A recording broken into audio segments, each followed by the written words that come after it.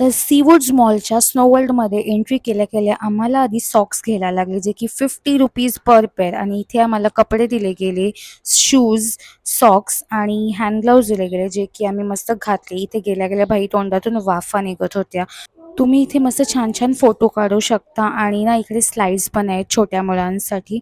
मी गेल्या गेल्या माझा मस्त हा असा आउटफिट चेक केला, जो की खूप भारी दिसत होता. आणि इकडे ना ती मधीच स्नोचा स्प्रे पण सोडत होती. आणि इकडे तुम्हाला टी, कॉफी वगैरे मिळून जाईल. तुम्ही ऑर्डर करू शकता. समर इथं स्केटिंग करत होतं आणि आम्ही इकडे मस्त खेळत होतो. आमची सगळ्यांची नाकं भाई लाल झालती.